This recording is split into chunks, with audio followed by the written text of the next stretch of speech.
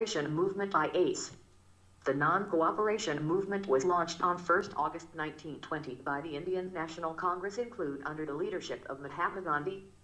It signified a new chapter in the history of Indian freedom struggle. Features of the Non-Cooperation Movement. The movement was essentially the peaceful and non-violent protest against the British government in India.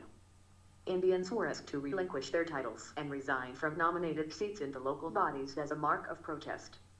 People were asked to resign from their government jobs. People were asked to withdraw their children from government-controlled or aided schools and colleges. People were asked to boycott foreign goods and use only Indian-made goods. People were asked to boycott the elections to the legislative councils.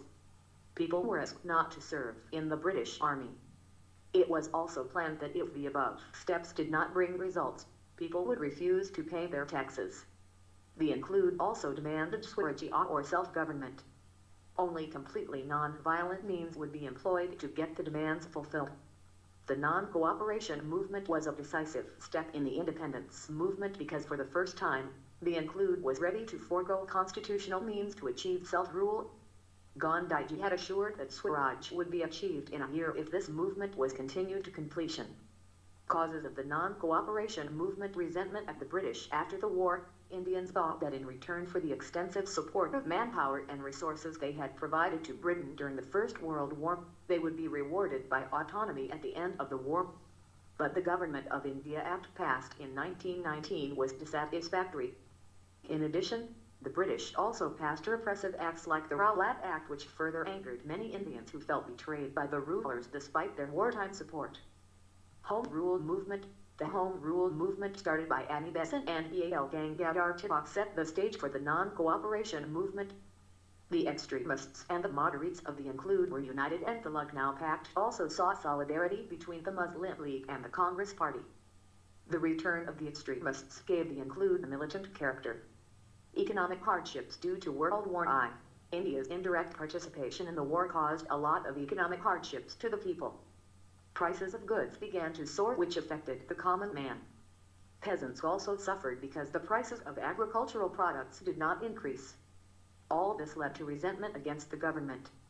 The Rowlatt Act and the Jallianwala Bagh Massacre. The repressive Rowlatt Act and the brutal massacre at Jallianwala Bagh Amritsar had a profound effect on the Indian leaders and the people.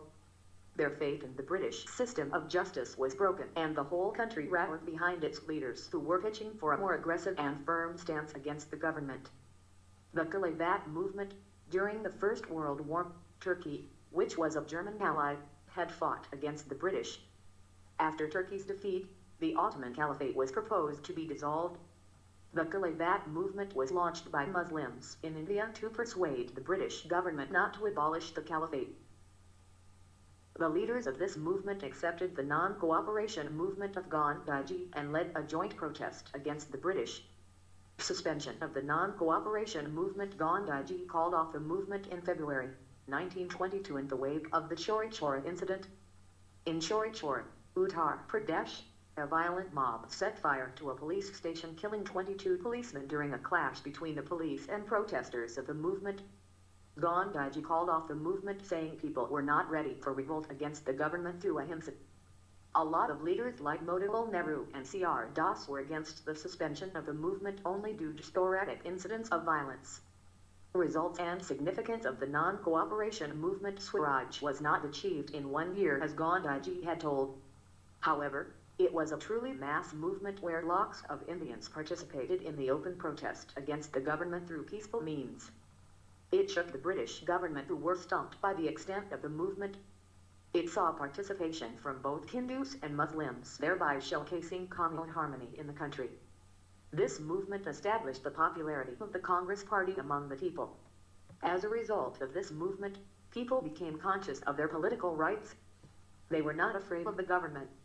Hordes of people thronged to jails willingly. The Indian merchants and mill owners enjoyed good profits during this period as a result of the boycott of British goods. Coffee was promoted. The import of sugar from Britain reduced considerably during this period. This movement also established Gandhiji as a leader of the mass.